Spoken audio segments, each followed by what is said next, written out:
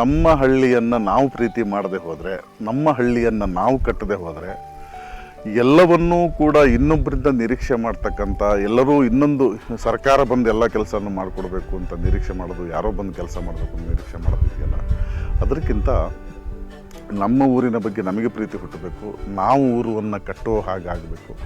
ಈ ಕನಸುಗಾರಿಕೆ ವಿಶ್ವಾಸ ಪ್ರೀತಿಯಿಂದ ನಾವು ಎಲ್ಲರನ್ನೂ ಗೆಲ್ಲಬಹುದು. ಯಾಕಂದರೆ ಗಾಂಧಿ ಮಾಡಿದ್ದು ಅದನ್ನೇ. ಗಾಂಧಿ ಕೂಡ ಗಾಂಧಿಯ ಬಗ್ಗೆ ಒಂದು ನಂಬಿಕೆ, ಪ್ರಾಮಾಣಿಕತೆ, ವಿಶ್ವಾಸ ಹುಟ್ಟಿದ್ರಿಂದ ಅವರ ಕರೆಗೆ ಅಷ್ಟು ಜನ ಸೇರಿಕೊಂಡ್ರು. ಯುದ್ಧದಿಂದ ಸಾಧಿಸಲಿಕ್ಕೆ ಆಗದೆ, ನೂರಾರು ವರ್ಷದಿಂದ ಯುದ್ಧದಿಂದ ಸಾಧಿಸಲಿಕ್ಕೆ ಆಗದೆ ಹೋಗಿದ್ದು, ಬರೀ ಅಹಿಂಸೆ ಸತ್ಯಾಗ್ರಹದಿಂದ ಕೆಲವೇ ವರ್ಷಗಳಲ್ಲಿ ಭಾರತ ಸ್ವತಂತ್ರ ಪಡೆಯುವ ಹಾಗಾಯಿತು. ಈ ಭರವಸೆ ನಮಗೆ ಒಂದಿಷ್ಟು ನಮ್ಮದೇ ಆದಂಥ ಉದ್ಯೋಗಗಳಿದೆ, ನಮ್ಮದೇ ಆದ ಕೆಲಸಗಳಿದೆ. ಅದರ ನಡುವೆ ನಾವು ಇರುವಂಥ ಪ್ರದೇಶಕ್ಕೆ, ನಾವಿರುವಂಥ ಗ್ರಾಮಕ್ಕೆ, ನಾವಿರುವಂಥ ಹಳ್ಳಿಗೆ ನಮ್ಮ ಕೊಡುಗೆ ಏನು, ನಾವು ಏನು ಕೊಡ್ಬೋದು, ಕೊಡುಗೆ ಅನ್ನೋದಕ್ಕಿಂತ ನಾವು ಏನು ದುಡಿಬೋದು ಆ ಹಳ್ಳಿಯವ್ರ ಜೊತೆಗೆ ಅಂತ.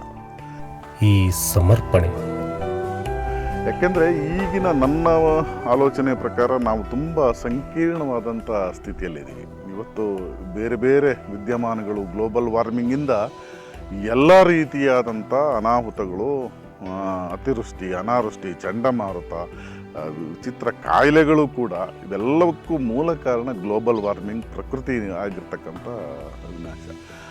ಈ ವಾತ್ಸವ ಪ್ರಜ್ಞೆ, ಪರಿಸರ ಜಾಗೃತಿಯನ್ನು ಮೂಡಿಸ್ತಕ್ಕಂಥ ಕೆಲಸ. ನಾವು ಪರಿಸರಕ್ಕೋಸ್ಕರ ಹೋರಾಟ ಮಾಡುವವರಲ್ಲ, ಪರಿಸರದ ಅರಿವನ್ನು ಮೂಡಿಸುವಂಥ ಕೆಲಸವನ್ನು ಮಾಡ್ತೀವಿ. ಈ ಪ್ರಾಮಾಣಿಕತೆ, 84,000 ಲಕ್ಷಣ ಜೀವಕೋಟಿನ ಮನುಷ್ಯರು ಈ ಭೂಮಿ, ಜೀವ ಜಗತ್ತು ಈ ಭೂಮಿ ಮೇಲಿದೆ. ಆ ಜೀವ ಜಗತ್ತಿನಲ್ಲಿ ಮನುಷ್ಯನೂ ಒಬ್ಬ. ಆದರೆ ಅಷ್ಟು ಜೀವರಾಶಿಗಳಿಗೆ, ಜೀವಕೋಟಿಗಳಿಗೆ, ಜೀವ ವೈವಿಧ್ಯಗಳಿಗೆ, ಆಮೇಲೆ ಪರಿಸರಕ್ಕೆ ಮಾರಕವಾಗಿ ಬದುಕ್ತಾ ಇರೋವನು ಒಬ್ಬನೇ ಒಬ್ಬ, ಅದು ಮನುಷ್ಯ. ಈ ಜಾಗ್ರತೆ,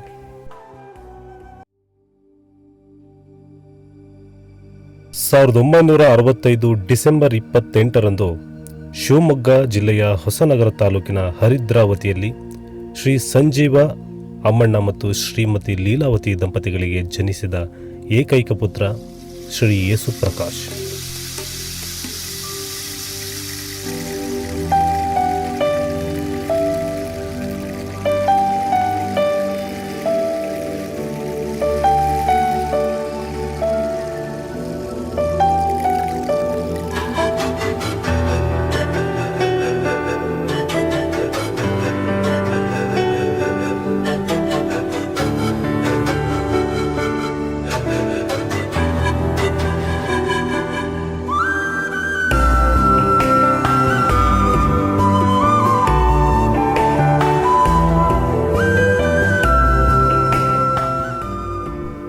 ಸ್ವಗ್ರಾಮದಲ್ಲಿಯೇ ತಮ್ಮ ಪ್ರಾಥಮಿಕ ಶಿಕ್ಷಣವನ್ನು ಪೂರೈಸಿದ ಬಾಲಕ ಯೇಸು ಪ್ರಕಾಶ್ ನಂತರ ತಮ್ಮ ಪ್ರೌಢ ಹಾಗೂ ಪದವಿ ಪೂರ್ವ ಶಿಕ್ಷಣವನ್ನು ಸಾಗರದ ಸರ್ಕಾರಿ ಪದವಿ ಪೂರ್ವ ಕಾಲೇಜಿನಲ್ಲಿಯೂ ತಮ್ಮ ಪದವಿ ಶಿಕ್ಷಣವನ್ನು LB ಕಾಲೇಜಿನಲ್ಲಿಯೂ ಪೂರೈಸಿದರು. ಯೇಸು ಪ್ರಕಾಶ್ ನಾನು ಕಂಡ ವಿಶಿಷ್ಟ ವ್ಯಕ್ತಿಗಳಲ್ಲೊಬ್ಬರು.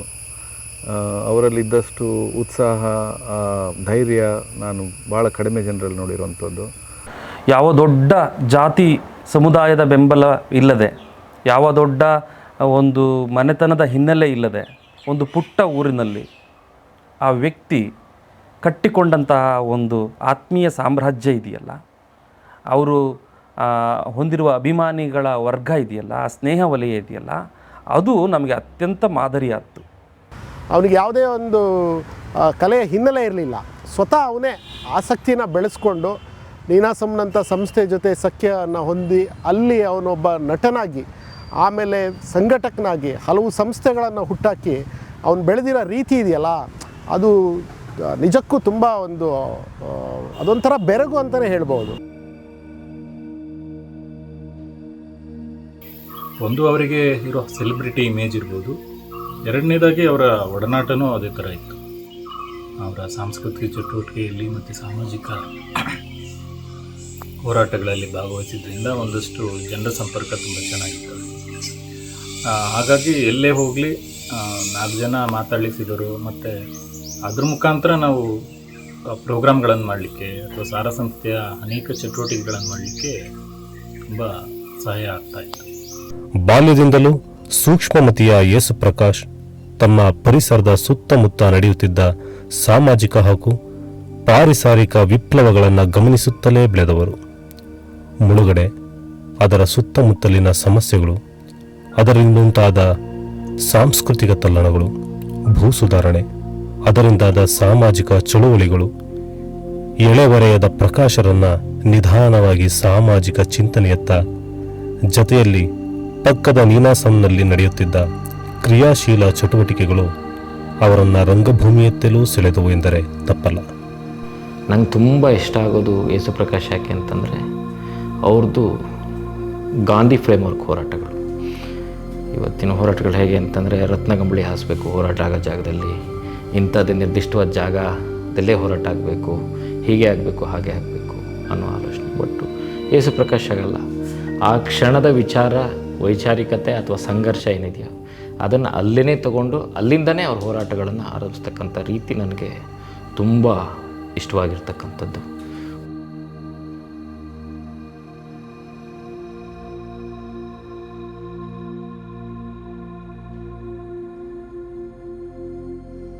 ಯಾವುದೇ ಕೆಲಸ ಮಾಡಲಿ, ನಾಟಕದ ಪಾತ್ರ ಇರ್ಬೋದು, ಹೊರಗಡೆ ಜಗತ್ತಿನ ಕೆಲಸಗಳಿರ್ಬೋದು, ಒಂದು ಶ್ರದ್ಧೆ, ಪ್ರೀತಿ ಮತ್ತು ಕಮಿಟ್ಮೆಂಟ್.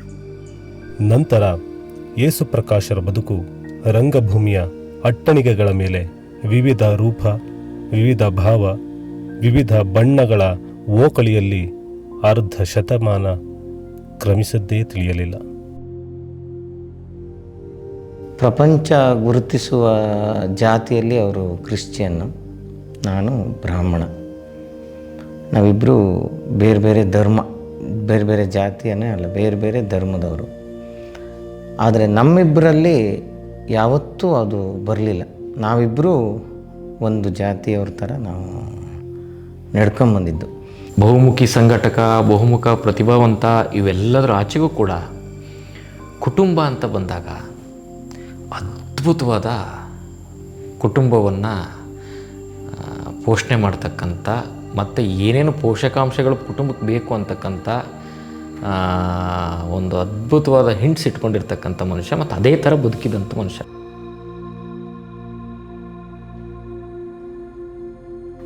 ಅವರು, ಅವರ ಶ್ರೀಮತಿಯವರು, ಅವರ 3 ಜನ ಮಕ್ಕಳು ಪ್ರತಿ ಚಟುವಟಿಕೆಗಳಲ್ಲೂ ಕೂಡ ಏಕಮನಸ್ಸಿನಿಂದ ಒಂದಾಗ್ತಾ ಇದ್ರು, ಏಕಮನಸ್ಸಿನಿಂದ ಚಟುವಟಿಕೆಯಲ್ಲಿ ಪಾಲ್ಗೊಳ್ತಾ ಇದ್ರು. ಅವರು ನೋಡಿ ನಮ್ಮ ಕುಟುಂಬ ಅವರನ್ನು ಹಾಗೆ ಅನುಸರಿಸಬೇಕು ಅಂತ ನಾವು ತುಂಬ ಸಲ ಭಾವಿಸಿದ್ದೀವಿ.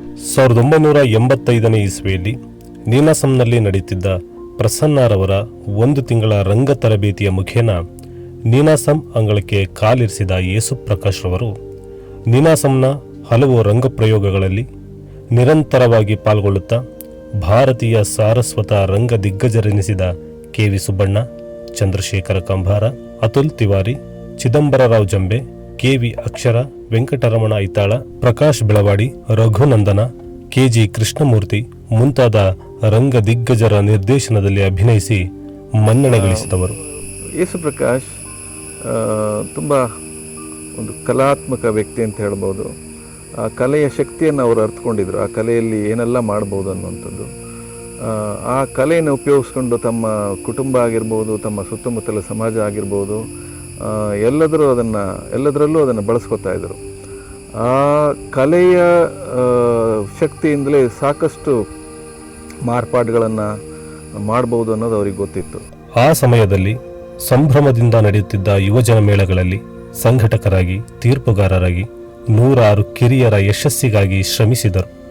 ನಂತರ ನಿರಂತರ ರಂಗಪ್ರಯೋಗ ಹಾಗೂ ಇನ್ನಿತರ ಸಾಮಾಜಿಕ ಕಾರ್ಯಚಟುವಟಿಕೆಗಳ ಸದಾಶಯದೊಂದಿಗೆ ನೀನಾಸಂನ ಹಿರಿಯ ಮಿತ್ರರಾದ ಎಚ್.ಎಸ್. ಪ್ರಸನ್ನ, ಶ್ರೀಪಾದ ಭಾಗವತ, ಗುರುಮೂರ್ತಿ ವರದಮೂಲ, ಉಮಾಮಹೇಶ್ವರ ಹೆಗಡೆ ಇವರೊಂದಿಗೆ ಸೇರಿ ಯೇಸುಪ್ರಕಾಶ್ ಕಟ್ಟಿದ ಸುಬ್ಬಣ್ಣ ರಂಗ ಸಮೂಹ ಮಲೆನಾಡಿನ ಯಶಸ್ವಿ ರಂಗ ಚಟುವಟಿಕೆಯ ಕೇಂದ್ರವಾಗಿದೆ.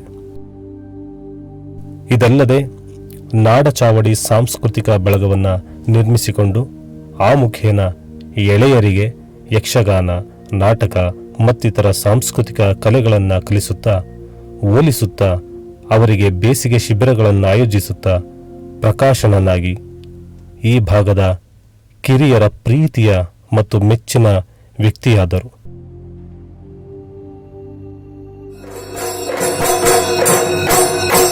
ನಾವು 10 ರೂಪಾಯಿ ಕಾಸು ದುಡ್ದಿದ್ದೀವಿ ಅಂದರೆ ಯೇಸು ಪ್ರಕಾಶನದಿಂದ, ಆ ಚಂಡೆ ಬಳಗದಿಂದ. ಸಾಮಾನ್ಯ ಒಂದು 5 ರಿಂದ 6 ವರ್ಷ ಆಯಿತು. 150ಕ್ಕೂ ಹೆಚ್ಚು ಕಾರ್ಯಕ್ರಮ ಮಾಡಿದ್ದೀವಿ ನಾವು. ಅಂದರೆ 1.5-2 ಲಕ್ಷದ ಮೇಲೆ ಒಬ್ಬೊಬ್ಬರು ಸದಸ್ಯರು ದುಡ್ದಿದ್ದೀವಿ ನಾವು ಅದರಲ್ಲಿ. ಅದರಿಂದ ನಮ್ಮ ಆರ್ಥಿಕ ಪರಿಸ್ಥಿತಿನೂ ಸ್ವಲ್ಪ ಸುಧಾರಿಸ್ತು. ಎಂತಕ್ಕಂದರೆ ನಾವು 250-300 ರೂಪಾಯಿ ಕೂಲಿ ಕೆಲಸಕ್ಕೆ ಹೋಗೋರು. ಇದರಿಂದ ಹೋಗೋಗೆ ಸ್ವಲ್ಪ ದುಡ್ಡು ಸಿಗ್ತಿತ್ತು ನಮಗೆ. ಒಂದು ಸ್ವಲ್ಪ ಆರ್ಥಿಕ ಪರಿಸ್ಥಿತಿ, ಮನೆ ಪರಿಸ್ಥಿತಿನೂ ಸುಧಾರಿಸ್ತಿತ್ತು. ಮತ್ತು ಅವರಿಂದ ಸುಮಾರು ಕಲ್ತ್ವಿ ನಾವು. ನಮ್ಮ ಹತ್ರ ಏನೂ ಆಗದೇ ಇರೋವಂಥ ಪರಿಸ್ಥಿತಿಯಲ್ಲಿ ನಾವೇನು ಮಾಡ್ಬೋದು ಅಂತ ಹೇಳ್ಕೊಟ್ಟಿದ್ದಾರೆ ಯೇಸು ಪ್ರಕಾಶಣ್ಣವರು. ಸಾರ್ವಜನಿಕ ರಂಗದಲ್ಲಿ ಕೆಲಸ ಮಾಡುವ ಪ್ರತಿಯೊಬ್ಬರಿಗೂ ಇವತ್ತು ಭಾಳ ಕಷ್ಟ ಇದೆ. ಏನು ಅಂದರೆ ಈ ಜಾತಿ, ಧರ್ಮ, ಈ ವರ್ಗ ಸಂಘರ್ಷದ ಮಧ್ಯೆ, ಈ ಗೊಜಗೊಂಡದಲ್ಲಿ ಎಲ್ಲರಿಗೂ ಒಂದು ಕೆಟ್ಟ ಹೆಸರು ಇರುತ್ತೆ. ಸಮಾಜದಲ್ಲಿ ಕೆಟ್ಟ ಹೆಸರು ಬಂದೇ ಬಿಡುತ್ತೆ. ನೀವು ಯಾರೂ ಹೊರತಲ್ಲ. ಆದರೆ ನಾನು ವೈಯಕ್ತಿಕವಾಗಿ ಅವನ ಸ್ನೇಹದಲ್ಲಿ ಒಂದು ದಿವಸವೂ ನನಗೆ ಆ ಕೆಟ್ಟ ಅನುಭವ ನನಗೆ ಅವನಿಂದ ಆಗಲಿಲ್ಲ. ಒಂದು ಶುದ್ಧ ಹೃದಯದ ಪ್ರಚಾರವನ್ನು ಬಯಸದೇ ಇರತಕ್ಕಂಥ ಒಂದು ವ್ಯಕ್ತಿತ್ವವನ್ನು ಅವರು ಈ ದಿನಗಳಲ್ಲಿ ಮೇಂಟೈನ್ ಮಾಡ್ಕೊತಾರೆ.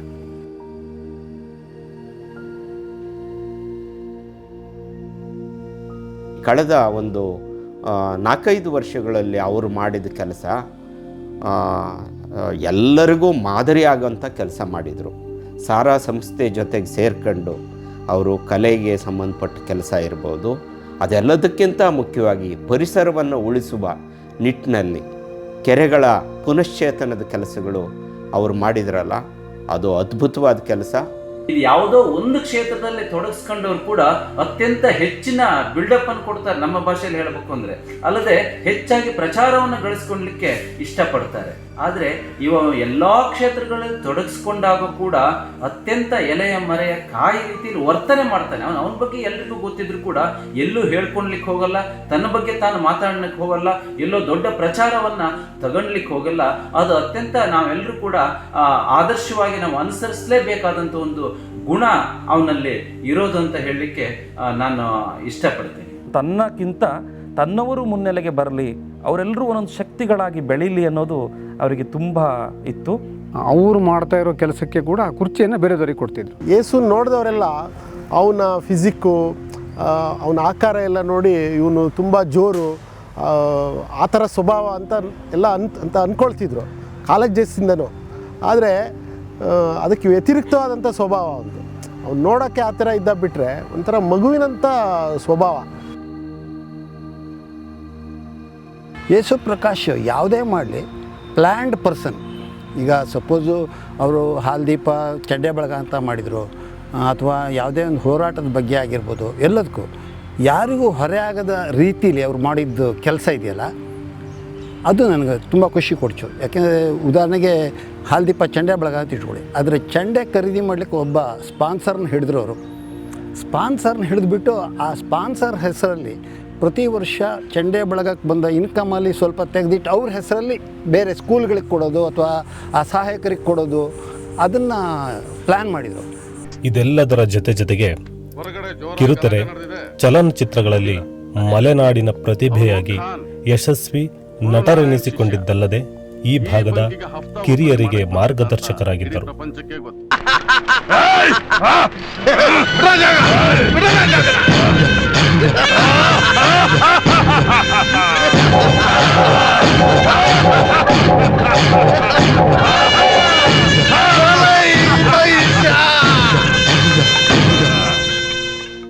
ಹೆಚ್ಚುತ್ತಿದ್ದ ದೃಶ್ಯ ಮಾಧ್ಯಮದ ಸಾಧ್ಯತೆಯ ಅರಿವಿದ್ದ ಯೇಸುಪ್ರಕಾಶರು ಈ ಭಾಗದ ಭೌಗೋಳಿಕ, ಸಾಂಸ್ಕೃತಿಕ ವಿಪ್ಲವಗಳನ್ನು, ಪಾರಿಸಾರಿಕ ಸಮೃದ್ಧಿಯನ್ನು, ಜಾನಪದ ಕಲೆಗಳನ್ನು ಮತ್ತು ಹಿರಿಯ ಚೇತನಗಳನ್ನು ದೃಶ್ಯ ಮಾಧ್ಯಮದ ಮುಖೇನ ದಾಖಲಿಸುವ ಕನಸು ಕಂಡಿದ್ದರು. ಅವರ ಮೊದಲ ಹೆಜ್ಜೆಯಾಗಿ ನಾ ಡಿಸೋಜಾರ್ ಅವರ ಸಾಕ್ಷ್ಯಚಿತ್ರ ನಿರ್ಮಾಣದ ಹಂತದಲ್ಲಿದ್ದಾಗಲೇ ಅವರು ನಿರ್ಗಮಿಸಿದ್ದು ವಿಷಾದ. ಉಳುಮೆ ಮಾಡಿ ಏನಾರ ಹಾಕಿದ್ರೆ ಹೊಸಿ ಗಂಜಿಗಾಯ್ತದೆ. ದೊಡ್ಡ ಮನ್ಸ್ ಮಾಡಿ 5,000 ಕೊಟ್ರೆ ಏನ್ ಕೊಟ್ ಮಡಗಿದೆಯಲ್ಲ, ಊರಿಗೆ ನೀವೇ ಅಲ್ವಾ ಬುತ್ತಿದ್ ಯಾವ್ರು ಮುಚ್ಚಿಲ್ಲ ಬಾಯ್ನ. ಸಾಲ ಬೇಕು ಅಂತ ಮನೆ ಬಾಗ್ಲಿ ಬರ್ತೀರಿ, ಯಾವ್ರು ದಿಂಡ್ರು ಅಂತ ಅಡ್ಡಕ್ಕೆ ಏರಿಸ್ತೀರಿ. ಆಮೇಲೆ ವಸೂಲಿ ಮಾಡಕ್ಕೆ ನಾನ್ ನಿಮ್ಮನೆ ಬಾಗಿಲಿಗೆ ಎಲಿಬೇಕು ಅಲ್ವೆಲ್ಲ? ನಿಮ್ ಯೋಗ್ಯತೆ ನಂಗೆ ಗೊತ್ತಿಲ್ವಾ? ಆ ಲಕ್ಕನ್ ಕೇಳು. ಏನ್ ಲಕ್ಕಣ್ಣ, ಮಗಳಿಗೆ ಹೆರಿಗೆ ಆಗೈತೆ ಅಂತ ಕಾಸು ತಗೊಂಡೋಗಿದ್ಯಲ್ಲ, ಎಷ್ಟು ತಿಂಗಳಾದ್ಮೇಲೆ ನೀನ್ ನನಗೆ ಕಾಣಿಸ್ಕೊಂಡಿದ್ದು? 1990-91ರಲ್ಲಿ ಆಗಿನ ಮುಖ್ಯಮಂತ್ರಿಗಳಾಗಿದ್ದ ಎಸ್ ಬಂಗಾರಪ್ಪನವರ ಮಹತ್ವಾಕಾಂಕ್ಷೆಯ ಯೋಜನೆಗಳಲ್ಲಿ ಒಂದಾಗಿದ್ದ ಸಾಕ್ಷರತಾ ಆಂದೋಲನ ಅಕ್ಷರತುಂಗ ಯೋಜನೆಯಲ್ಲಿ ನೋಡೆಲ್ ಅಧಿಕಾರಿಯಾಗಿ ಸಾಮಾಜಿಕ ರಂಗಕ್ಕೆ ಪ್ರವೇಶಿಸಿದ ಯೇಸುಪ್ರಕಾಶರು ಸದ್ದಿಲ್ಲದೆ ಈ ಭಾಗದ ಮನೆ ಮನಗಳ ಬಾಗಿಲು ತಟ್ಟಿದರು. ರಾತ್ರಿಗೆ ನಾನು ಪ್ರಕಾಶಣ್ಣ ಮತ್ತು ಅವ್ರ ಜೊತೆಗೆ ಸುಮಾರು ಜನ ಎಲ್ಲ ಸೇರ್ಕೊಂಡು ಎಲ್ಲರ ಮನೆಗೂ ಭೇಟಿ ಕೊಟ್ಟು ಅಕ್ಷರತುಂಗದ ಕಾರ್ಯಕ್ರಮದಲ್ಲಿ ಸಕ್ರಿಯವಾಗಿ ನೀವು ಭಾಗವಹಿಸಲೇಬೇಕು, ನೀವು ನಿಮ್ಮ ಅಕ್ಷರ ನೀವು ಹೆಸರಾರು ಕರೆದರು, ಕೂಡಿಸಿದರು, ಒರೆದು ಓಲೈಸಿದರು. ಹಿಂದುಳಿದವರ, ಅಕ್ಷರಹೀನರ, ಕೃಷಿಯ ನೇಗಿಲದ ಕುಳದೊಳಗೆ ಹುದುಗಿ ಹೋಗಿದ್ದ ಅದೆಷ್ಟೋ ಗ್ರಾಮೀಣ ಪ್ರತಿಭೆಗಳಿಗೆ ಅಕ್ಷರದ ಕ್ಷರವಿಲ್ಲದ ದಾರಿಯತ್ತ ಎಳೆತಂದರು. ಮದ್ಯವ್ಯಸನ ವಿರೋಧಿ ಚಳುವಳಿ ಅಂತ ಒಂದು ಮಾಡಿದ್ವಿ. ಹೆಗ್ಗೋಡಲ್ಲೊಂದು ಬಾರ್ ಆ್ಯಂಡ್ ರೆಸ್ಟೋರೆಂಟ್ ತೆಗಿಬೇಕು ಅಂತ ಇದು ಸಿಕ್ಕಿತ್ತು, ಪರ್ಮಿಷನ್ ಸಿಕ್ಕಿತ್ತು. ಆವಾಗ ನಮ್ಮ ಮನೆಯವರು ಅಲ್ಲಿ ಪಂಚಾಯತಿ ಮೆಂಬರ್ ಆಗಿದ್ದರು.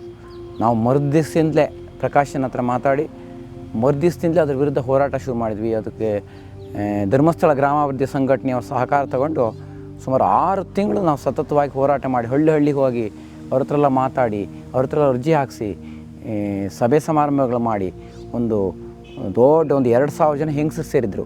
ಅಂಥ ಒಂದು ದೊಡ್ಡ ಜಾಥವನ್ನು ನಾವು ಭೀಮನಕೋಣೆಯಿಂದ ಗಡಿಕಟ್ಟೆಯವ್ರಿಗೆ ಮಾಡಿ ಕಡೆಗೂ ಬಾರ್ ಬರದಿದ್ದಂಗೆ ಮಾಡಿದ್ವಿ. ಅಲ್ಲದೆ ಗ್ರಾಮ ಪಂಚಾಯಿತಿಯ ಅಧ್ಯಕ್ಷರಾಗಿ ನೆಲ ಜಲ ಕೃಷಿಗಳ ಔನ್ನತ್ಯವನ್ನು ಸಾರಿದರು. ಮದ್ಯ ವಿರೋಧಿ ಆಂದೋಲನದ ಮುಖೇನ ಈ ಭಾಗದ ಅದೆಷ್ಟೋ ವ್ಯಸನಿಗಳನ್ನು ಮದ್ಯಮುಕ್ತಗೊಳಿಸಿ ಹಾಡು ಹಸೆಗಳ ಚಂಡೆ ಜಾಗಟೆಗಳ ರಮ್ಯ ಲೋಕಕ್ಕೆ ಎಳೆತಂದವರು. ಯೇಸು ಪ್ರಕಾಶ್ ಅವರನ್ನು ನಾನು ನೋಡಿದ್ದು ಅವರ ಒಂದು ಸಹೃದಯತೆ, ಎಲ್ಲರೂ ಬೆಳೀಬೇಕು ಅಂತ ಹೇಳ್ತಕ್ಕಂಥ ಮನೋಭಾವನೆ ಅವರಲ್ಲಿದ್ದಿದ್ದು. ನನ್ನ ಮಗಳನ್ನು ಅವರು ಸಾಂಸ್ಕೃತಿಕವಾಗಿ ಬೆಳೆಸಲಿಕ್ಕೆ ಕಾರಣಕರ್ತರಾದರವರು. ಯಕ್ಷಗಾನ ಆಗಿರಬಹುದು, ನಾಟಕ ಆಗಿರಬಹುದು, ಪ್ರತಿಯೊಂದು ಸಾಂಸ್ಕೃತಿಕ ಕ್ಷೇತ್ರಗಳಲ್ಲೂ ಕೂಡ ನನ್ನ ಮಗಳಲ್ಲಿರೋ ಪ್ರತಿಭೆಯನ್ನು ಗುರುತಿಸಿದ್ರು. ಅದಲ್ಲದೆ ಅಕ್ಷರದವ್ವ ಸಾವಿತ್ರಿ ಬಾಯಿಪೊಲೆ ಏಕವ್ಯಕ್ತಿ ನಾಟಕವನ್ನು ಖ್ಯಾತ ಕವಿಗಳಾದ DS ಚೌಗಲೆ ರವರಿಂದ ಬರೆಸಿ, ಖ್ಯಾತ ನಿರ್ದೇಶಕ ಮಂಜುನಾಥ ಬಡಿಗೇರವರಿಂದ ನಿರ್ದೇಶಿಸಿ, ಶಿಕ್ಷಣದ ಅರಿವು ಮತ್ತು ಇತಿಹಾಸದುದ್ದಕ್ಕೂ ಆದ ಮರೆವುಗಳ ಪರಿಚಯಿಸುತ್ತಾ ಕಿರಿಯರಿಗೆ ಹಿರಿಯರ ತ್ಯಾಗ ಬಲಿದಾನಗಳ ಪರಿಚಯಿಸುವ ಏಕವ್ಯಕ್ತಿ ರಂಗಪ್ರಯೋಗವನ್ನು ರಂಗಕ್ಕೆ ತಂದಿದ್ದರು. ಅವನೊಬ್ಬ ಪ್ರಾಮಾಣಿಕವಾದ, ಅತ್ಯಂತ ಸರಳ, ದೊಡೂತಿ ದೇಹವಾದರೂ ಅದರೊಳಗೆ ಇರ್ತಕ್ಕಂಥ ಮಾತೃತ್ವ ಇದೆಯಲ್ಲ, ಅದು ತುಂಬ ಒಳ್ಳೆಯ ಸ್ನೇಹಿತನನ್ನು ಕಳ್ಕೊಂಡಿದ್ದೀವಿ. ನಾನು ಪ್ರಕಾಶು ಯಾವಾಗಲೇ 5 ನಿಮಿಷ ಮಾತಾಡಿದರೆ ಸ್ವಂತ ಕ್ಷೇಮದ ಸಮಾಚಾರ ಇರಲಿಲ್ಲ, ಏನಿದ್ರು ಪರಿಸರದ ಕ್ಷೇಮದ ಸಮಾಚಾರ. ನಮ್ಮೂರಿನ ಕೆರೆ ಹೇಗಿದೆ, ಕಾಡು ಹೆಂಗಿದೆ, ನೀರಿನ ಹರಿವು ಹೇಗಿದೆ, ಇದ್ರ ವಿಷಯ ಬಿಟ್ಟು ನಾನು ಪ್ರಕಾಶು ಮಾತಾಡ್ತಿರ್ಲಿಲ್ಲ. ನಾವು ಯೋಚನೆ ಮಾಡ್ತೀವಿ, ನೀರು ಖಾಲಿ ಆದರೆ ಸಮುದ್ರದ ನೀರನ್ನು ತರ್ಬೋದು, ಶರಾವತಿ ನೀರನ್ನು ತರ್ಬೋದು, ಈ ರೀತಿ ನೀರನ್ನು ತರ್ಬೋದು, ಪಾತಾಳ ಗಂಗೆಗೆ ಹೋಗ್ಬೋದು, ಹೀಗೆ ಬೇರೆ ಬೇರೆ ಯೋಚನೆ ಮಾಡ್ತಿದ್ದೀವಿ ಹೊರತು ಪರಿಹಾರದ ಬಗ್ಗೆ ನಾವು ಯಾವತ್ತೂ ಯೋಚನೆ ಮಾಡಲ್ಲ. ನಾವು ಎಲ್ಲವನ್ನೂ ಲಕ್ಷಾಂತರ ರೂಪಾಯಿ ವೆಚ್ಚ ಮಾಡಿ ಅದನ್ನು ತರ್ತಕ್ಕಂಥ ಯೋಚನೆ ಮಾಡ್ತೀವಿ ಹೊರತು ಸುಲಭದಲ್ಲಿ ನೀರಿಂಗಿಸುವ, ಏನೂ ಖರ್ಚಿಲ್ಲದೆ ನೀರಿಂಗಿಸುವ ಯೋಚನೆಯನ್ನು ನಾವು ಮಾಡ್ತಾನೇ ಇಲ್ಲ.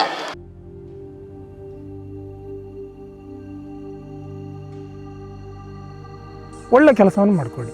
ಜನಗಳಿಗೆ ಈ ಕೆರೆಯನ್ನು ನೋಡೋಕ್ಕೆ ಎಷ್ಟು ಸುಂದರವಾಗಿ ಮಾಡೋಕ್ಕೆ ನಿಮಗೆ ಸಾಧ್ಯತೆ ಇದೆಯೋ ಅಷ್ಟು ಸುಂದರವಾಗಿ ಮಾಡಿ. ಆ ನಂತರದಲ್ಲಿ ಒಳ್ಳೆ ರೀತಿ ಎಲ್ಲರಿಗೂ ನೋಡುವಂಥ ಕೆರೆಗಳನ್ನು ಮಾಡಿ. ಕೆಲಸ ತುಂಬ ನೀಟಾಗಿರ್ಬೇಕು ಅವರಿಗೆ, ಯಾವುದೇ ಕಾರಣಕ್ಕೂ ಕೆಲಸ ಕಚಾಪಿಚಿ ಮಾಡೋ ಥರ ಇಲ್ಲ.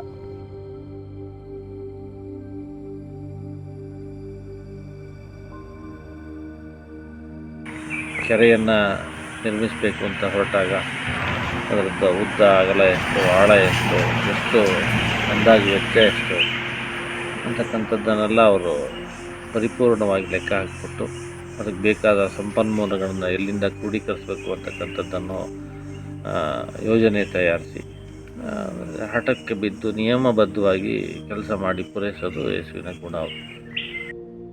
ಈ ಕೊನೆಯ ದಶಕದಲ್ಲಿ ಯೇಸು ಪ್ರಕಾಶರು ತಮ್ಮ ಬದುಕಿನ ಅತ್ಯಂತ ಪ್ರಮುಖ ಸಂಗತಿಗಳಾದ ಪರಿಸರ, ಪ್ರಕೃತಿ, ಪಶ್ಚಿಮ ಘಟ್ಟಗಳ ಅರಣ್ಯನಾಶ ಮತ್ತಿತರ ಸಂಗತಿಗಳಲ್ಲಿ ಬಿಡುವಿಲ್ಲದೆ ತೊಡಗಿಸಿಕೊಂಡಿದ್ದರು. ಶರಾವತಿ ಕಣಿವೆಯುದ್ದಕ್ಕೂ ನಡೆಯುತ್ತಿದ್ದ ಪರಿಸರ ನಾಶದ ವಿರುದ್ಧ ಧ್ವನಿಯಾಗಿದ್ದರು. ನಮ್ಮೊಂದಿಗೆ ಇದೇ ರೀತಿಯಾದಂಥ ಒಂದು ಒಗ್ಗಟ್ಟಿನ ಐಕ್ಯತೆಯ ಒಂದು ಇಲ್ಲಿ ಎಲ್ಲ ವರ್ಗದವರಿದ್ದಾರೆ, ಎಲ್ಲ ಧರ್ಮದವರಿದ್ದಾರೆ, ಎಲ್ಲ ಪಕ್ಷದವರಿದ್ದಾರೆ. ನಮಗೆ ಶರಾವತಿಗೆ ಯಾವ ಜಾತಿ ಇಲ್ಲ, ನೀರಿಗೆ ಯಾವ ಜಾತಿ ಇಲ್ವೋ, ಗಾಳಿಗೆ ಯಾವ ಜಾತಿ ಇಲ್ವೋ, ಭೂಮಿಗೆ ಯಾವ ಜಾತಿ ಇಲ್ವೋ, ಹಾಗೆ ಶರಾವತಿಗೂ ಯಾವ ಜಾತಿ ಇಲ್ಲ, ಶರಾವತಿ ಹೋರಾಟಕ್ಕೂ ಯಾವ ಜಾತಿ ಇಲ್ಲ. ಈ ಹೋರಾಟವನ್ನು ತಾರ್ಕಿಕ ಅಂತ್ಯ ಕಾಣುವವರೆಗೂ ನಾವು ಮುನ್ನಡೆಸ್ತೀವಿ ಅಂತ ನಾವು ಹೇಳ್ತಾ ನನಗೆ ಇಲ್ಲಿ ಮಾತಾಡಲಿಕ್ಕೆ ಅವಕಾಶ ಮಾಡಿಕೊಟ್ಟು ತಮ್ಮೆಲ್ಲರಿಗೂ ಒಂದ್ಸಿ ನನ್ನ ಮಾತು ಮುಗಿಸ್ತೀನಿ. ಸಾರಾ ಸಂಸ್ಥೆಯ ಮುಖೇನ ಘಟ್ಟದತ್ತ ದಿಟ್ಟ ಹೆಜ್ಜೆ ಕಾರ್ಯಕ್ರಮವನ್ನು ರೂಪಿಸಿ ನೂರಾರು ಶಾಲಾ ಮಕ್ಕಳ ಪರಿಸರ ಪ್ರಿಯರ ಸಹಯೋಗದಲ್ಲಿ 2016ರಲ್ಲಿ ಜೋಗದಿಂದ ಶಿವಮೊಗ್ಗದವರೆಗೆ, 2017ರಲ್ಲಿ ಕೆಳದಿಯಿಂದ ಈಸೂರಿನವರೆಗೆ ಪರಿಸರ ಜಾಗೃತಿ ಜಾಥವನ್ನು ಸಂಘಟಿಸಿ ಸಾವಿರಾರು ಎಳೆಯರ ಮನಸ್ಸಿನಲ್ಲಿ ಪರಿಸರ ಜಾಗೃತಿಯ ಬೀಜವನ್ನು ಬಿತ್ತಿದರು.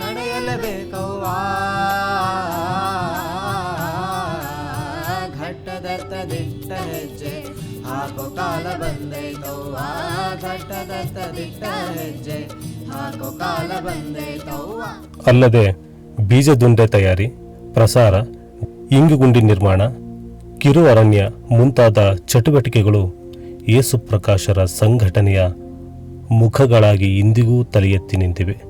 ಅವರ ಒಡನಾಟ ನಮ್ಮ ಜೀವನದ ಕೂಡ ಪರಿವರ್ತನೆ ಆಗಿದೆ. ಇಲ್ಲಿ ಗ್ರಾಮೀಣ ಪ್ರದೇಶದಲ್ಲಿ ಇದ್ದುಕೊಂಡು ಅವರು ಒಂದು ಸಮಾಜಮುಖಿ ಕೆಲಸ ಮಾಡಬೇಕು ಅಂತ ಆ ಚಿಂತನೆ ಇದೆಯಲ್ಲ, ಬಹುಶಃ ಇವತ್ತಿನ ಈ ಯಂಗ್ ಜನ್ರೇಷನ್ಗೆ, ಅಂದರೆ ತಾವೆಲ್ಲೋ ಹೋಗಿ ಗ್ರಾಮೀಣ ಪ್ರದೇಶದಲ್ಲಿ ಇದ್ದರೂ ಕೂಡ ಬೆಂಗಳೂರಿಗೆ ಹೋಗಬೇಕು, ದೊಡ್ಡ ದೊಡ್ಡ ಸಿಟಿಗೆ ಹೋಗಬೇಕು, ಬಾಂಬೆಗೆ ಹೋಗಬೇಕು, ಈ ರೀತಿ ಮಾನಸಿಕ ಸ್ಥಿತಿ ಇರೋಂಥವ್ರಿಗೆ ಯೇಸು ಪ್ರಕಾಶ್ ಅಂತವರು ಆದರ್ಶ ಆಗ್ತಾರೆ.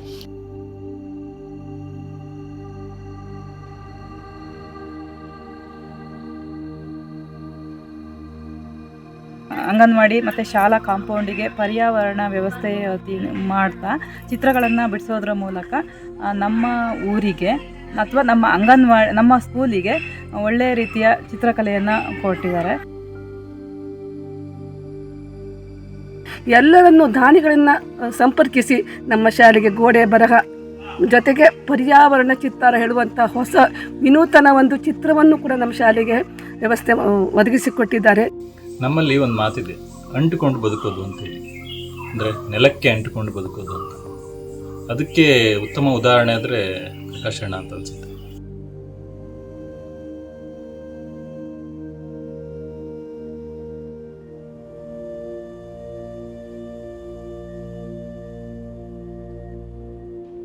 ಬಹಳ ಬೇಸರದ ಸಂಗತಿ. ಅವರು ಅಂತ ಒಬ್ಬ ಸ್ನೇಹಿತ ಅನ್ನೋಕ್ಕಿಂತ ಒಬ್ಬ ಮಾನವೀಯ ಮೌಲ್ಯಗಳನ್ನು ಹೊಂದಿರತಕ್ಕಂಥ ವ್ಯಕ್ತಿ.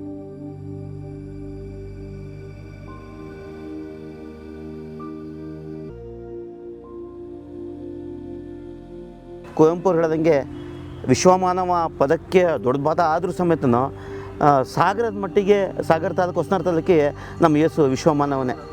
ನನಗೆ ಭಾಳ ಇವತ್ತಿಗೂ ಕಾಡೋದೇನು ಅಂತಂದರೆ, ಯೇಸು ಪ್ರಕಾಶ್ ಅವರಿಗೆ ಈ ಪ್ರೋತ್ಸಾಹಿಸುವ ದೃಷ್ಟಿಯಲ್ಲಿ ಅಥವಾ ಪ್ರೀತಿಸುವ ದೃಷ್ಟಿಯಲ್ಲಿ ಭೇದ ಭಾವಗಳಿರಲಿಲ್ಲ. ಏಕೆಂದರೆ ಅವರು ಎಲ್ಲೇ ಹೋಗಲಿ ತಮ್ಮ ಊರಿನ ಸುತ್ತಮುತ್ತ ಇರೋ ಗ್ರಾಮಗಳು ಅವುಗಳ ಜೊತೆಯಲ್ಲೇ ಅವ್ರು ಕೆಲಸ ಮಾಡಲಿಕ್ಕೆ ಹೆಚ್ಚಾಗಿ ಇಷ್ಟಪಡೋರು.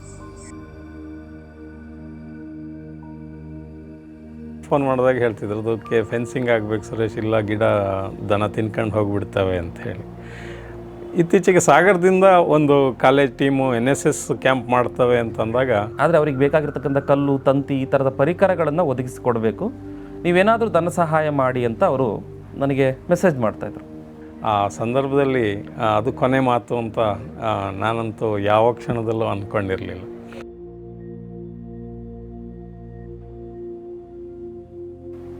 ಆ ಹೊತ್ತಿನಲ್ಲಿ ನಾನೊಂದು ವೈಯಕ್ತಿಕವಾದ ನೋವುಗಳಲ್ಲಿ ಇರೋದ್ರಿಂದ ನಾನು ಪ್ರತಿಕ್ರಿಯಿಸಲಿಲ್ಲ. ಅವರು ಮತ್ತೆ ಮತ್ತೆ ನೆನಪಿಸ್ತಲೇ ಇದ್ದರು. ನನಗೆ ಸ್ವಲ್ಪ ಆ ಟೈಮಲ್ಲಿ ಮುಜುಗರ ಅನ್ನಿಸ್ತು. ಈ ಮನುಷ್ಯ ನನಗೆ ಹೇಳೋಕ್ಕಾಗ್ತಾ ಇಲ್ಲ, ಆದರೆ ನನಗೆ ಸಹಾಯ ಮಾಡಲಿಕ್ಕೆ ಆಗ್ತಾ ಇಲ್ಲ. ಈಗೆಲ್ಲ ನೆನ್ಪು ಮಾಡ್ಕೊಂಡ್ರೆ ತುಂಬ ಬೇಜಾರಾಗುತ್ತೆ. ಆದರೆ ಅಂಥ ವ್ಯಕ್ತಿ ತುಂಬ ಕಷ್ಟ. ಈ ಭಾಗದಲ್ಲಿ ಈಗಿರ್ತಕ್ಕಂಥ ಎಲ್ಲ ವ್ಯವಸ್ಥೆಗಳನ್ನು ತಲೆಯಲ್ಲಿಟ್ಕೊಂಡು ಯೋಚನೆ ಮಾಡಿದಾಗ ಎಲ್ಲರೂ ಅವರವ್ರ ಅನುಕೂಲಕ್ಕೆ ತಕ್ಕಂತೆ ಬದುಕ್ತಕ್ಕಂಥ ವ್ಯಕ್ತಿಗಳೇ ಜಾಸ್ತಿ.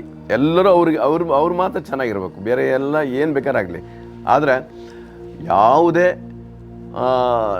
ನನಗೋಸ್ಕರ ನಾನು ಮಾಡ್ಕೋಬೇಕು ಅನ್ನೋ ಯೋಚನೆಯನ್ನು ಬಿಟ್ಟು ಸಮಾಜೋಪಯೋಗಿ ಕೆಲಸಗಳನ್ನು ಮಾಡ್ತಕ್ಕಂಥ ಏಕೈಕ ಮಿತ್ರ ಅಂತ ಹೇಳಿದ್ರೆ ನಮ್ಮ ಯೇಸು ಪ್ರಕಾಶ್. ತಾನು ಅಷ್ಟೆಲ್ಲ ಮರಣಾಂತಿಕ ಕಾಯಿಲೆಯಿಂದ, ನೋವಿನಿಂದ, ಬೇನೆಯಿಂದ ಆಸ್ಪತ್ರೆಯ ಬೆಡ್ ಮೇಲೆ ನರಳುತ್ತಾ ಇದ್ದರೂ ಕೂಡ ಆ ಮರಗಳನ್ನ ಉಳಿಸ್ಲಿಕ್ಕಾಗಿ ಆ ವ್ಯಕ್ತಿ ನಮ್ಮ ಹತ್ರ ಹೇಳ್ಕೊಳ್ತಿದ್ದು, ಹೇಳಲಾರದೆ ಒತ್ತಾಯಿಸಿ ನಮ್ಮ ಮೂಲಕ ಪರೋಕ್ಷವಾಗಿ ಕೆಲಸ ಮಾಡ್ತಿರೋದು, ಬಹುಶಃ ಪರಿಸರ ಕಾಳಜಿ ಅನ್ನೋದು ಇವತ್ತಿನ ತೋರಿಕೆ ಕಾಳಜಿಯ ನಡುವೆ ಯೇಸು ಪ್ರಕಾಶನಿಗಿದ್ದ ಪರಿಸರ ಕಾಳಜಿ ಅದು ಅಪ್ಪಟವಾದ್ದು ಅಂತ ಈ ವಿಚಾರದಲ್ಲಿ ನನಗೆ ಕಂಡು ಬರುತ್ತೆ. ಆ ಮನುಷ್ಯನಿಗೆ ತನಗೇನು ಕಾಯಿಲೆ ಇದೆ, ನಾನು ಯಾವ ಸ್ಥಿತಿಲಿದ್ದೀನಿ ಅಂತ ಗೊತ್ತಿದ್ರೂ ಕೂಡ ಮನುಷ್ಯ ಯೋಚನೆ ಮಾಡಿರ್ತಕ್ಕಂಥದ್ದು ಮತ್ತೆ ಹೋರಾಟವನ್ನೇ. ಅಂದರೆ ಕಡೆ ಹಂತ ಇನ್ನೇನು ಬದುಕುವ ಸಾಧ್ಯತೆಗಳು ಎಲ್ಲ ಕ್ಷೀಣಿಸಿದೆ, ಮಾತಾಡಲಿಕ್ಕೂ ಸಾಧ್ಯ ಇಲ್ಲ. ಅಂಥ ಪರಿಸ್ಥಿತಿಯಲ್ಲಿ ಕೆರೆ ವಿಡಿಯೋ ನೋಡಿಕೊಂಡು ಖುಷಿ ಪಡ್ತಾರೆ ಅಥವಾ ಮಾಡ್ರಿ ಅಂತ ಪ್ರೋತ್ಸಾಹ ಮಾಡ್ತಾರೆ ಅಂದರೆ ಅವರಿಗಿರೋ ಸಾಮಾಜಿಕ ಬದ್ಧತೆ ಯಾವ ಹಂತದಲ್ಲಿತ್ತು ಮತ್ತು ಅದು ಎಷ್ಟು ಉತ್ಕೃಷ್ಟವಾಗಿತ್ತು ಅನ್ನೋದನ್ನು ಯೋಚನೆ ಮಾಡಬೇಕಾಗತ್ತೆ. ಅವನು ನನಗೆ ಬೇಕು, ಅವನು ನಮ್ಮವನಲ್ಲ, ಇವನು ನಮ್ಮವನಿಗೆ ಇದು ಮಾಡಬೇಕು, ಅವನ ಪರವಾಗಿ ಮಾತಾಡಬೇಕು, ಅದಿರಲಿಲ್ಲ. ನನ್ನ ಪ್ರಕಾರ ಅವರು ನೀವು ಅತ್ಯಂತ ಕ್ರಿಯಾತ್ಮಕ ಕ್ರಿಯಾಶೀಲ ವ್ಯಕ್ತಿಯ ಜೊತೆಗೆ ಒಂದು ಶುದ್ಧ ಹೃದಯದ ವ್ಯಕ್ತಿ ಅಂತ. ನೀನು ಬೆಳಿಬೇಕು, ಇತರೆಯವ್ರ ಜೊತೆಗೆ ನೀನು ಚೆನ್ನಾಗಿ ನಿನ್ನಲ್ಲಿರೋ ಪ್ರತಿಭೆಯನ್ನು ಬೆಳೆಸ್ಕೋಬೇಕು ಅಂತ ಹೇಳಿಬಿಟ್ಟು ತುಂಬ ಪ್ರೋತ್ಸಾಹವನ್ನು ಕೊಟ್ಟು ಇವತ್ತು ನನ್ನ ಮಗಳು ಇಷ್ಟು ಹೆಸರನ್ನು ಮಾಡಲಿಕ್ಕೆ ಅವರು ಕೂಡ ತುಂಬ ಸಪೋರ್ಟನ್ನು ಮಾಡಿದ್ದಾರೆ ನನ್ನ ಮಗಳಿಗೆ. ಆಗಸ್ಟ್ ತಿಂಗಳಲ್ಲಿ ನಾವು ಶ್ರೀ ಮಾಲಿಂಗೇಶ್ವರ ಯಕ್ಷಗಾನ ಮಂಡಳಿ ಅಂಥೇಳಿ ಒಂದು ಮೇಳ, ಒಂದು ಹವ್ಯಾಸಿ ಮೇಳ, ಅದು ಆ ಮೇಳದ ಕಾರ್ಯಕ್ರಮ ಹೊಸದಾಗಿ ಮಾಡಿಸಿದ್ವಿ. ಅಲ್ಲಿ JC ಅವರು ಒಂದು ಕಾರ್ಯಕ್ರಮ ಮಾಡಿಸಿದ್ರು. ಆ ಕಾರ್ಯಕ್ರಮಕ್ಕೆ ಯೇಸು ಪ್ರಕಾಶ್ ಅಣ್ಣನವರು ನಾನು 2 ಜನ ಹೆಚ್ಚಿನ ಕಡೆಗಳೆಲ್ಲ ಒಂದು ಕಾಂಟ್ರಿಬ್ಯೂಷನ್ ಮಾಡಲಿಕ್ಕೆ ಒಟ್ಟಾಗಿ ಒಂದು 8-10 ದಿವಸಗಳ ಕಾಲ, 15 ದಿವಸಗಳ ಕಾಲ ತಿರುಗಾಟ ಮಾಡಿದರು. ಆ ಸಂಯೋಜಕರು ಯೇಸು ಪ್ರಕಾಶ್ ಅಣ್ಣವರಿಗೆ ಒಂದು ಸನ್ಮಾನ ಮಾಡಬೇಕು ಅಂತೇಳಿ ವೇದಿಕೆಯಲ್ಲಿ ಆಯೋಜನೆ ಮಾಡಿದರು. ಈ ವ್ಯಕ್ತಿ ಖಂಡಿತ ನನಗೆ ಸನ್ಮಾನ ಬೇಡ, ಅದನ್ನು ಬಂಟ್ವಾಳ ಜೀವಮಾಚವೆಗೆ ಮಾಡಿಸಿದಂಥ ಒಂದು ಧೀಮಂತ ವ್ಯಕ್ತಿತ್ವ ಹೌದು ಅಂತ ಹೇಳಿದ್ರೆ ತಪ್ಪಾಗಲಿಕ್ಕಿಲ್ಲ. ಆಮೇಲೆ ನನ್ನ ಸಹೋದರ ಸಹ ಆಕ್ಸಿಡೆಂಟ್ ಆದಾಗ ಅವರ ನಾಡಚಾವಡಿ ಅವರ ತಂಡದಿಂದ ಒಂದು ಸಣ್ಣ ಮೊತ್ತವನ್ನು ಕೊಡಬೇಕು ಅಂತೇಳಿ ಒಂದು ಕಾರ್ಯಕ್ರಮ ಆಯೋಜನೆ ಮಾಡಿ 25,000 ರೂಪಾಯಿಗಳ ದೊಡ್ಡ ಮೊತ್ತವನ್ನು ಕೊಟ್ಟು ನಮಗೆ ಸಹಕರಿಸಿದವು. ಅಂದರೆ ನಮಗೇನಿದ್ರು ಗೊತ್ತಿದ್ದಿದ್ದು ಕೆಲಸ, ಕೂಲಿ ಕೆಲಸ, ಮನೆ ಅಷ್ಟೇ ಗೊತ್ತಿದ್ದಿದ್ದು ನಮಗೆ. ಆದರೆ 4 ಊರು ನೋಡಿದ್ದೀವಿ, 4 ಜನ ನೋಡಿದ್ದೀವಿ, 4 ಜನರ ಸೈ ಅನ್ಸ್ಕೊಂಡಿದ್ದೀವಿ. ಗೌರವ ಅವರು 4 ಜನ ಕೊಟ್ಟಿದ್ದಾರೆ ನಮಗಂತಾದರೆ ಅವ್ರು ಹುಟ್ಟು ಹಾಕಿರೋ ಅಂಥದ್ದು ಚಂಡೆ ಬಳಗ, ಹಾಲ್ದೀಪ ಚಂಡೆ ಬಳಗದಿಂದ. ಯೇಸು ಪ್ರಕಾಶ್ ಅವರಿಗೆ ನಮಗೆ ತುಂಬ ವರ್ಷದ ಬಾಂಧವ್ಯ ಇತ್ತು. ನಾವು ಯುವಜನ ಮೇಳ ಅಂತ ಹೋಗ್ತಾ ಇರ್ತೇವೆ, ತೀರ್ಪುಗಾರರಾಗಿ ಅವರು ಬರ್ತಾಯಿದ್ರು. ಇಲ್ಲಿ ಕಲಾವಿದರಿದ್ದಾರೆ, ಇಲ್ಲಿ ಜಾನಪದ ಅನ್ನೋದಿದೆ. ಈ ಗ್ರಾಮವನ್ನು ಸ್ವಾವಲಂಬಿಯತ್ತ ತಗೊಂಡು ಹೋಗ್ಬೇಕಂತಕ್ಕಂಥ ನಿಟ್ಟಲ್ಲಿ ಸುಮಾರು 5-6 ವರ್ಷದಿಂದ ಸಾಕಷ್ಟು ಪರಿಶ್ರಮ ಪಟ್ಟರು. ನೃತ್ಯ ಅವರು ವಿಭಾಗ ಮಟ್ಟ, ರಾಜ್ಯ ಮಟ್ಟ ತೊಗೊಂಡು ಹೋಗ್ಬೇಕಂತ ಭಾಳ ಪ್ರಯತ್ನ ಮಾಡ್ತಾಯಿದ್ದಾರೆ. ಅವ್ರಿಗೊಂದು ಏನಾದ್ರು ಒಂದು ಬದಲಾವಣೆ ಮಾಡಿ ಅದನ್ನು ಅಂತ ನಾನು ಸ್ವಲ್ಪ ಅವ್ರಿಗೆ ಹೇಳಿದೆ.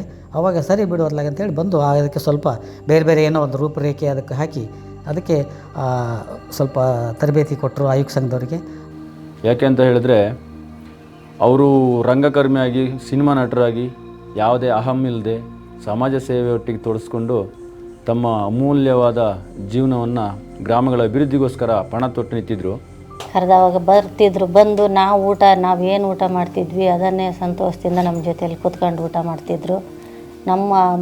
ನಮ್ಮ ಅಣ್ಣ ತಮ್ಮಂದಿರ ಹಾಗೆ ನಮ್ಮ ಜೊತೆಯಲ್ಲಿ ಕೂತ್ಕೊಂಡು ನಾವು ಊಟ ಮಾಡಿದ್ನೇ ಅವ್ರು ಊಟ ಮಾಡ್ಕೊಂಡು ಹೋಗ್ತಿದ್ರು. ಅದು ನಮ್ಗೆ ಎನ್ಸ್ಕೊಂಡ್ರೆ ತುಂಬ ಬೇಜಾರಾಗುತ್ತೆ. ರಮೇಶ್, ನಿಮ್ಮ ಮನೆಗೆ ಬಂದು ನಾನು ಅಕ್ಕಿ ರೊಟ್ಟಿಯನ್ನು ತಿನ್ನಬೇಕು ಅಂತ ಹೇಳಿ ಹಳೆಯ ಕಾಲದ ಅಡುಗೆಗಳನ್ನು ತಾನೇ ಹೇಳಿಸ್ಕೊಂಡು ಊಟ ಮಾಡಿರ್ತಕ್ಕಂಥ ಹೋಗಿರ್ತಕ್ಕಂಥ ಒಂದು ನೆನಪು ಇವತ್ತು ನಮ್ಮನ್ನು ಕಾಡ್ತಾ ಇದೆ. ನೆನಪಿನಲ್ಲೂ ಅವರೇ, ಕನಸಿನಲ್ಲೂ ಅವರೇ. ಈಗ ಅವ್ರು ಕಳ್ಕೊಂಡದ್ದು ಒಂದು ನಮಗೊಂದು ಪ್ರಪಂಚ ಕಳ್ಕೊಂಡಂಗೆ ಆಗ್ಬಿಟ್ಟೈತೆ. ಬೆಂಕಿ ಬಿದ್ದಿತು ಕಾಡಿಗೆ ಹುಲಿಯು ಬಂದಿತು ಊರಿಗೆ, ಬೆಂಕಿ ಬಿದ್ದಿತು ಕಾಡಿಗೆ ಹುಲಿಯು ಬಂದಿತು ನಾಡಿಗೆ. ಕಾಡಿನ ಪ್ರಾಣಿ ಪಕ್ಷಗಳೆಲ್ಲ ಉರಿದು ಹೋದವೋ ಕೊಳ್ಳಿಗೆ, ಕಾಡಿನಲ್ಲಿದ್ದ ಜೀವಿಗಳೆಲ್ಲ ಕರಕಲಾದವೋ ಕಿಚ್ಚಿಗೆ. ಬೆಂಕಿ ಬಿದ್ದಿತು ಕಾಡಿಗೆ ಹುಲಿಯು ಬಂದಿತು ನಾಡಿಗೆ, ಬೆಂಕಿ ಬಿದ್ದಿತು ಕಾಡಿಗೆ ಹುಲಿಯು ಬಂದಿತು ನಾಡಿಗೆ.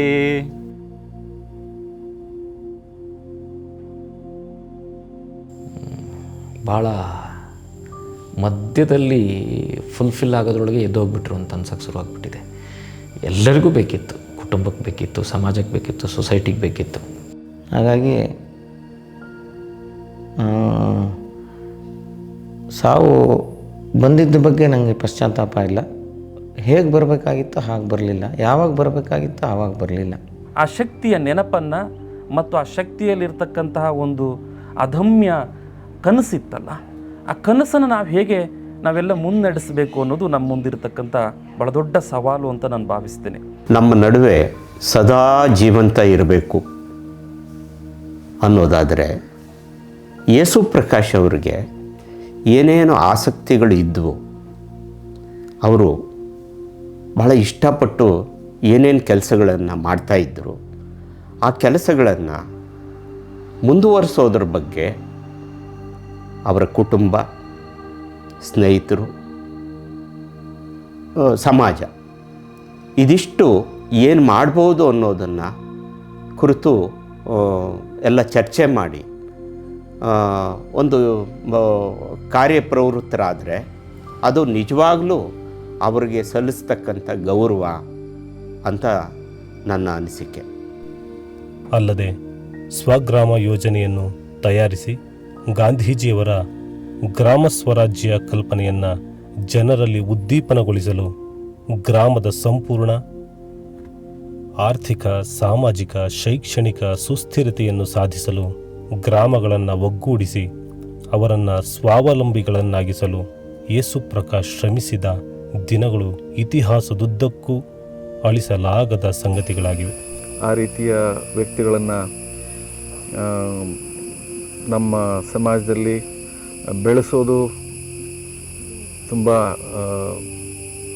ಮುಖ್ಯವಾದ ಕೆಲಸ ಆಗಿದೆ. ಅದನ್ನು ನಾನು ಆವಾಗಲೇ ಹೇಳ್ತಾ ಇದ್ದೆ ಅವರಿಗೆ, ಯೇಸು ನಿಮ್ಮಂಥವ್ರು ಒಬ್ಬಿಬ್ಬರು ಇದ್ದರೆ ಸಾಲೋದಿಲ್ಲ, ನಿಮ್ಮಂಥವ್ರು 100 ಜನ ಇಲ್ಲಿ ಇರಬೇಕು ಅಂಥೇಳಿ. ನಮ್ಮ ಮುಂದಿನ ಈ ಸದ್ಯದ ಕೆಲಸವೇ ಅದಾಗಿದೆ. ಯೇಸು ಪ್ರಕಾಶ್ ಅಂತ ವ್ಯಕ್ತಿಗಳನ್ನು ಸಮಾಜದಲ್ಲಿ ಬೆಳೆಸಬೇಕು, ಅಂಥವರು ನಮ್ಮ ಸುತ್ತಮುತ್ತಲು ಇರಬೇಕು. ಜಲ ಸಂರಕ್ಷಣೆ ಸದ್ಯದ ಅತ್ಯಂತ ಮುಖ್ಯವಾದ ಸಂಗತಿಗಳಲ್ಲಿ ಒಂದು ಎಂದು ಸಾಧಿಸುತ್ತಾ 10 ಕೆರೆಗಳ ಪುನಶ್ಚೇತನಗೊಳಿಸುತ್ತಾ ಹಾಗೆಯೇ ಸಾಗಿ ಹೋಗಿಯೇ ಬಿಟ್ಟು. ಬಹುದಿನವಾಯಿತೋ ಕಾಣದೆ, ಬಹುದಿನವಾಯಿತೋ ಬಳಲಿ ಬೆಂಡಾದೆನು, ಬಳಲಿ ಬೆಂಡಾದೇನು. ಅವರ ನೆನಪೀಗ ಕೆರೆಗಳಲ್ಲಿ, ಅದರ ಜಲಚರಗಳಲ್ಲಿ, ಸುತ್ತಮುತ್ತಲ ತೋಟ ಗದ್ದೆಗಳಲ್ಲಿ, ಚಿಗುರಿದ ಕಿರು ಅರಣ್ಯದ ಮೊಳಕೆಗಳಲ್ಲಿ, ಟೇಂಕರಿಸುವ JCBಯ ಹೂಳೆತ್ತುವ ಕಾಯಕದಲ್ಲಿ ಅನುರಣಿಸುತ್ತಿದೆ. ಆರಿತು ಆರಿತು ನಂದಾದೀಪ, ನಟನ ರಂಗದ ಕೀರ್ತಿ ಸ್ವರೂಪ. ಆರಿತು ಆರಿತು ನಂದಾದೀಪ, ನಟನ